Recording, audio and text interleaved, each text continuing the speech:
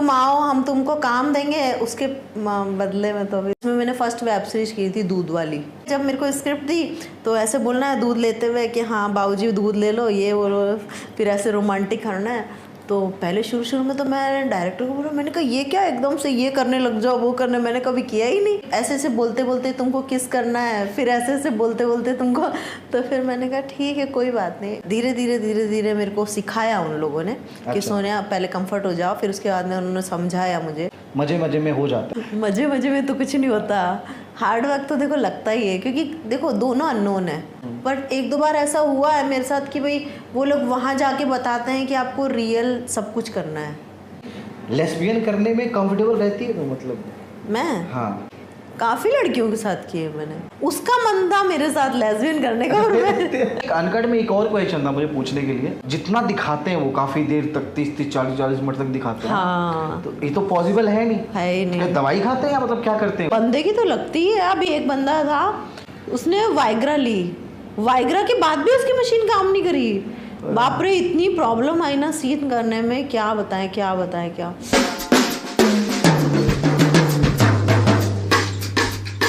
नमस्कार दोस्तों, मेरा नाम अमित कुमार, आप देख रहे हैं डबल धमाल पे the AKY film podcast show. और आज मेरे साथ जो मेरी गेस्ट है वो मेरी बहुत पुरानी दोस्त भी है और इंडस्ट्री में बहुत हल्ला बोला है। इसका मतलब क्या बोलूँ, मैं नहीं बोलना चाहता, मैं सोच रहा हूँ कि यही बोले। तो सोनिया कैसे हैं आप? ठीक हूँ, बढ़िया। बताइए कैसे? कहाँ थी इतने दिन पहले, ये बताओ। कहाँ गायब थे? कहीं नहीं, यही मुंबई में थी, कभी शूट के लिए आउट ऑफ या कभी ऐसे ही। अच्छा, तो मेरे को सबसे पहले ये बता कि जब मुंबई पहली बार कब आई थी? मैं आई थी मुंबई आज से 10 साल पहले, 2014 में। ओके, और क्या करने आई थी तुम यहाँ पे? करने तो कुछ नहीं आई थी, मुझे पता नहीं था कि मतलब मैं यहाँ तक पहुँच पाऊंगी, ये भगवान की कृपा है मेरे ऊपर कि मेरे पॉडकास्ट में आ गई। हाँ कि मतलब सबसे बड़ा जो अमित के पॉडकास्ट में आ जाऊंगी, मतलब it's a surprise for me. और ये भी मेरा भी फर्स्ट पॉडकास्ट ही है, मतलब हाँ मतलब अरे मैंने सोचा भी नहीं था कि मतलब मैं मुंबई में आके इतना मतलब कर पाऊंगी अचीव, कि मैं यहाँ तक पहुँच पाऊंगी कि मतलब मेरा इंटरव्यू लिया जाएगा। तो ये अच्छा एक बात बता, मुंबई जब आई थी फर्स्ट टाइम पे तो क्या थॉट लेके आई थी? मैं तो यही सोच के आई थी कि कुछ नहीं, बस लाइफ सेट करनी है और जहाँ किस्मत ले जाएगी। मैं अपने हार्ड वर्क पे बिलीव करती थी कि मैं जिस भी फील्ड में काम करूँ, चाहे मैं जॉब करूँ, चाहे मैं बिज़नेस करूँ, चाहे मैं इंडस्ट्री लाइन में हूँ, मैं अपना हार्ड वर्क और जो ऑनेस्टी है वो ईमानदारी से अपना सारा काम करूँ, तो जो भी मुझे मंजिल मिलेगी मुझे एक्सेप्ट है। नहीं तो जब तुम घर से निकली थी, वैसे तुम पहले हो कहाँ से, सबको बता दो। मैं actually basically belong from Rajasthan. Okay. हाँ, जयपुर के पास है अजमेर, अजमेर के पास एक छोटा सा गांव है ब्यावर। कौन सा? ब्यावर। हाँ। अच्छा। जिसके पास में आपने सुना होगा पुष्कर है। हाँ पुष्कर, ब्रह्मा जी का बहुत बड़ा मंदिर। हाँ, बिल्कुल, बस वो हमारे गांव के पास में, ये मैं वहाँ से बिलोंग करती हूँ। एक छोटे से गांव से हूँ। मतलब आप समझेंगे नहीं कि गांव की लड़कियों को इतनी आज़ादी नहीं होती है कि मतलब वो इंडस्ट्री में आके बोल्ड काम करे और या जो भी है। तो ये तो मेरे लिए जैसे कोई मतलब बहुत ही बड़ा सरप्राइज, मैं खुद बिलीव नहीं कर पा रही हूँ अपने ऊपर। नहीं तो जब मुंबई से तुम निकली थी, सॉरी राजस्थान से जब निकली थी तुम क्या थॉट लेके निकली थी? तुम्हें फिल्म लाइन में जाना था या जॉब करनी थी, या क्या सोच के आई थी और कैसे इस लाइन में पड़ गई तुम? नहीं, मैं पहले जयपुर में स्टडी करती थी। ठीक है। मेरा हॉस्टल लाइफ रहा है, मतलब जयपुर में मैंने SSC बैंक की कोचिंग की है। अच्छा। मैंने 3 साल वहाँ पढ़ाई की है जयपुर में। मेरा ग्रेजुएशन कंप्लीट हुआ था राजस्थान यूनिवर्सिटी से। उसके बाद मैंने जयपुर में बैंक की कोचिंग के लिए ट्राई किया कि गवर्नमेंट जॉब कहीं लग जाए।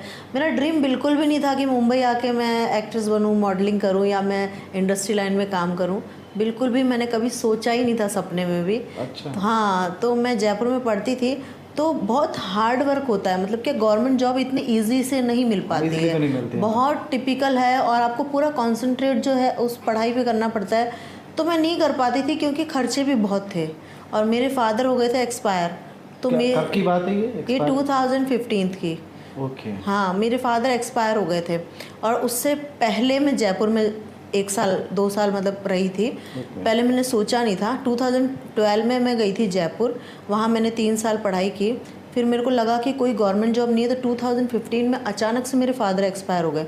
अब घर की सारी रेस्पॉन्सिबिलिटी आ गई मेरे ऊपर, क्योंकि मेरा भाई था छोटा और मेरी बहन की शादी हो चुकी थी।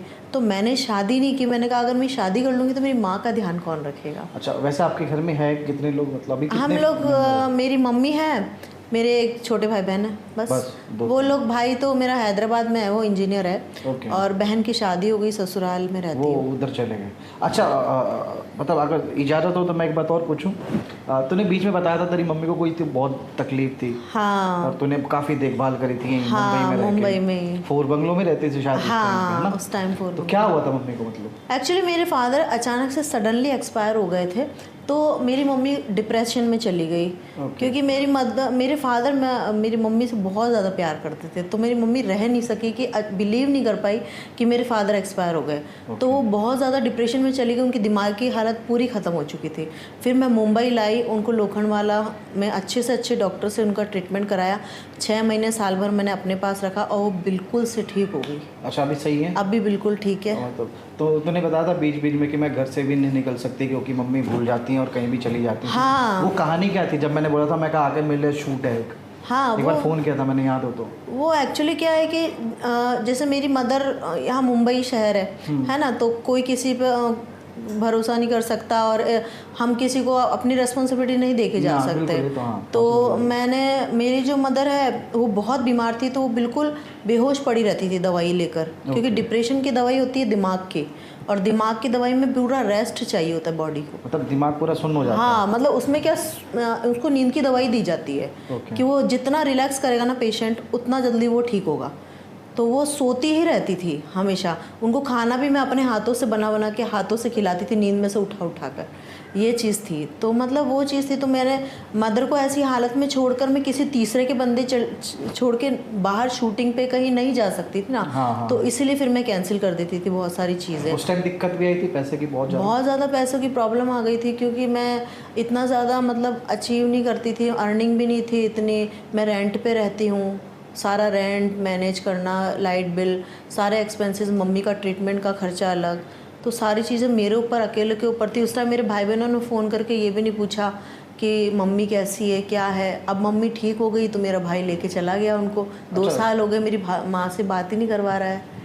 मैंने कोर्ट में केस करा है इसके लिए। हाँ, कि मेरी माँ से क्यों नहीं बात करा, क्या कर दिया मेरी माँ को। मतलब मुझे डर है कि कुछ कर ना दिया हो, इसलिए मैंने कोर्ट में केस किया है। अभी उसके पास नोटिस गया, अभी 13 नवंबर की डेट आई है कोर्ट की, तो वो आता है तो सामने क्लियर होगा, नहीं तो फिर कोर्ट एक्शन लेगी। और जब मम्मी 2 साल तेरे पास थी मेरे ख्याल से, 2 साल, तो कितना खर्चा आया था जब 2 सालों में? 50,000 रुपये तो सिर्फ दवाइयों में ही जाते थे, पर मंथ के सिर्फ दवाइयों में। और उनका पूरा जो ट्रीटमेंट, केयरिंग वगैरह। मैंने एक लड़की को रखा था, 6 दिन का अर्जेंट शूट आ गया था सूरत में, तो मैंने कहा यार काम भी ज़रूरी है, कमाऊंगी नहीं तो खर्चा कहाँ से होगा, आगे पीछे कोई सपोर्ट नहीं है। तो फिर मैंने एक लड़की को रख दिया था, मैंने कहा मम्मी के केयर करना। वो मेरी ब्यूटिशियन थी। अच्छा। तो वो मेरे घर जैसी थी, वो 2 साल से मेरे यहाँ काम करती थी। तो वो बोलती थी कोई बात नहीं सोनिया मैम, आप जाओ, मैं ध्यान रखूँगी। तो उसको मैंने रखा, तो उसने 1 वीक तक मम्मी की केयर की और फिर मैं आ गई थी। तो खर्चे इतने ज़्यादा थे, तो मैं उस टाइम बहुत पैसों की प्रॉब्लम में फंस गई। पर मंथ में 1.5 लाख रुपए पकड़े चलूँ कि कम है? किस चीज़ का? मतलब जो उस टाइम पे खर्चा था, हाँ, दवाई का, हर एक चीज़ में आराम से। और 2 साल, मतलब हर 2 साल तक तो ये चीज़ कंटिन्यूटी में रखी। और मेरा दिल ही जानता है कि मैंने कैसे क्या मैनेज किया है। और के मतलब बीच में किसी, और मेरी माँ को बिल्कुल एहसास ही नहीं होने दिया मैंने कि मेरे को ये चीज़ की प्रॉब्लम है या नहीं कर सकती मैं। उनको पूरा, जब तक वो बेहोशी से पूरा एक जैसे तो नया जन्म हुआ है वैसे ना खड़ा कर दिया, तब तक मैंने सांस नहीं ली। बोलो। और उसके बीच में जो सगे भाई बहन, उनका कोई भी कॉल नहीं आया? कोई कॉल नहीं, इवनली फैमिली तक का किसी का कोई कॉल नहीं कि मम्मी अब कैसी है क्या नहीं है। एक मेरे चाचा थे, वो थोड़ा थे, तो वो एक बार उन्होंने कॉल किया था मम्मी कैसी है, उसके अलावा किन्होंने भी कॉल नहीं किया। पैसों की मदद करी थी किसी ने उस टाइम? किसी ने पैसों की, अरे हालचाल पूछ लेते, वही बड़ी बात है, पैसा तो बहुत दूर की बात है। तुमने ट्राई किया होगा ना मांगने के लिए? क्या नहीं, मैंने आज तक, मेरे भगवान की दया से मेरे को इतना है कि मैंने कभी किसी से पैसों की मांग नहीं की। मैं मांगती भी नहीं हूँ। आज अगर मैं कम भी खा रही हूँ ना, तो भी मैं घर में चुप बैठी हूँ, लेकिन मैं कभी किसी से नहीं बोलती कि मुझे हेल्प कर दो पैसों की। क्योंकि मैं ये इसलिए पूछ रहा हूँ क्योंकि जहाँ तक हमने तेरी वीडियो देखी है ना, बहुत सारे काम देखे, बहुत सारे OTT प्लेटफॉर्म पे हैं, कुछ प्राइवेट में भी पढ़े हुए हैं, बहुत सारी चीज़ें पढ़ी हुई हैं। तो वहाँ पे कमेंट्स आता, चाहे तेरे इंस्टाग्राम पे भी कमेंट्स आते होंगे गद्दे भद्दे ये सब चीज़ें, तो उसको कैसे झेलती है? मतलब क्या क्या टेक्निक है कि इतना गलत गलत लोग बोल रहे हैं कि ये ऐसा करती है, वो करती है, ये करती है? देखो शुरू शुरू में तो मुझे काफ़ी मतलब ऐसा होता था, माइंड में नेगेटिविटी आती थी कि भाई ऐसा लोग बोल रहे हैं तो मैं कैसे काम करूं।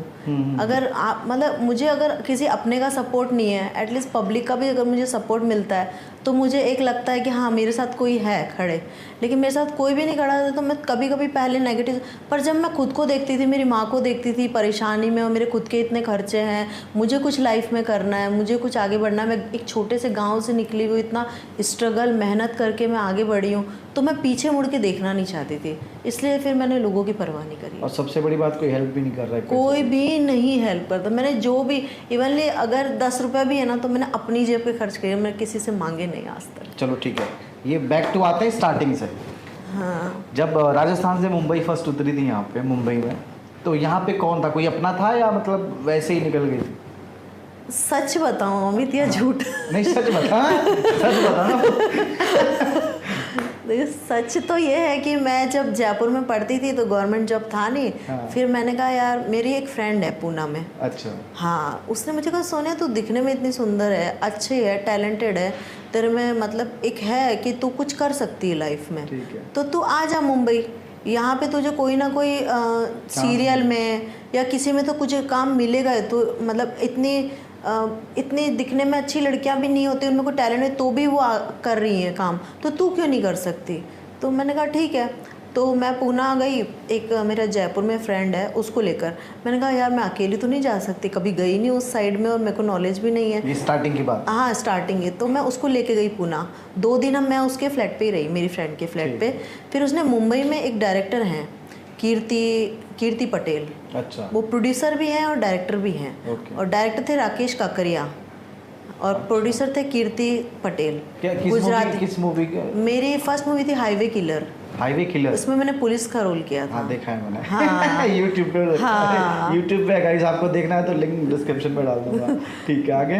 तो वो चीज़ में मेरे को बोले कि है ना, वो कीर्ति पटेल सर थे, उन्होंने मुझे बोला कि सोनिया मेरा फ्लैट खाली है मलाड में, तू वहाँ रह आराम से, और उसके अलावा जो है मैं तेरे को कोई ना कोई मूवी में ट्राई करूँगा कि तेरे को, मेरी एक मूवी आ रही है उसमें कोई छोटा रोल ही दे दूँ। अच्छा। मैंने कहा कोई बात नहीं, कम पैसे मिलेंगे, एटलीस्ट एंट्री तो हो जाएगा मेरा। अच्छा। तो मैं काम तो स्टार्ट करूँ, तो फिर मैंने स्टार्ट किया था। अच्छा, जब स्टार्टिंग में आई थी तो कोई मीटिंग के लिए बुलाया था कभी? क्योंकि मुंबई में लड़कियों को मीटिंग पे बुलाते हैं बहुत ज़्यादा। हाँ ये तो देखो कड़वा सच है ना? हाँ, तो इसके बारे में बात करना ना खुल के, क्योंकि मुझे यही तो पूछना है। अभी क्या बताऊँ मैं तुम्हें। जो जितना तक बोल सकती है तो। हाँ वो ठीक है। मीटिंग के लिए तो ऐसे बोलते हैं कि भाई जैसे तुम आओ, हम तुमको काम देंगे, उसके बदले में तो अभी तुम्हें चाहिए। मतलब जो चाहिए वो हमें चाहिए। हाँ। तो स्टार्टिंग में तो नहीं होगी ना कि उस टाइम तो पता नहीं था, पता ही नहीं था, नॉलेज ही नहीं था। तो उस टाइम में कभी डर लगा कहीं किसी के पास गई हो, और जैसे कि उसने अकेले घर पे बुला लिया, स्टूडियो में बुला लिया, उसने बोला कि आओ हम काम देंगे आपको, और ये स्क्रिप्ट पढ़ी है घर पे रखी हुई है, आके पढ़ लो। हाँ। ऐसा किसी ने बोला होगा? हाँ। तो जब तो गई होगी उनके घर पे, तो मोस्टली ऑफिस में ही बुलाते थे, घर पे तो देखो सबकी फैमिली रहती है। अच्छा। तो ऑफिस ही एक मीडियम था जहाँ बुलाते थे वो लोग। अच्छा। कि कोई भी है कि काम देंगे, हम स्क्रिप्ट पढ़ा देते हैं, ज़्यादा नहीं होगा तेरे को, अगर मान लो शूटिंग में लेट है तो तेरे को इसी ऑफिस में एक जॉब दे देंगे ताकि तेरी साइड इनकम भी स्टार्ट हो जाए। अच्छा। हाँ। मतलब यहाँ तक हाँ। गए हो तुम एक्टिंग करने और जॉब देने हाँ ऑफिस में? हाँ वो लोग ऐसे। तो कभी डर लगा है, कभी ऐसे सिचुएशन में फंसी है कि यार ये क्या कर दिया मैंने, क्यों आई यहाँ पे मैं? हाँ ऐसा लगा कोई है। जैसे क्या हुआ था बता। मतलब कहते थे फिर काम नहीं देते थे ना, तब लगता था। नहीं वो तो ठीक है, लेकिन कभी तू गई हो किसी के ऑफिस में, है ना, तुझे नहीं पता वहाँ पे कौन कौन लोग बैठा है, कौन बैठे हाँ, हैं, क्या कर रहे हैं, हाँ। दारू पी रहे हैं, नहीं पी रहे हैं, है ना, बहुत सारी चीजें होती हैं। तो कभी ऐसा मतलब अनकंफर्टेबल हुई है कि यार क्यों आई मैं यहाँ पे, नहीं आना चाहिए था मुझे?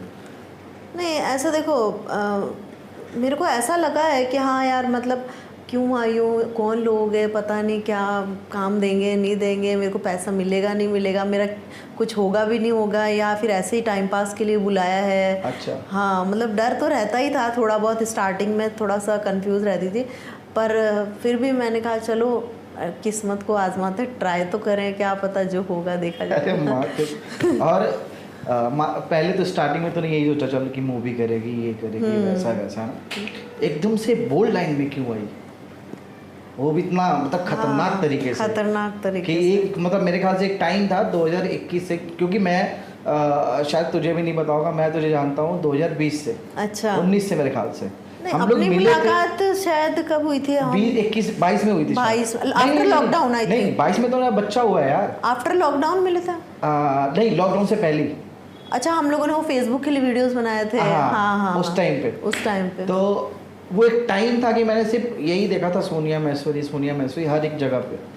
तो वो टाइम कैसे आया था एकदम से, हर जगह बोल्ड में कोई दिख रही है तो सिर्फ एक ही लड़की दिख रही है, वो कैसे हुआ था? वो कैसे हुआ था? एक्चुअली क्या है कि मैं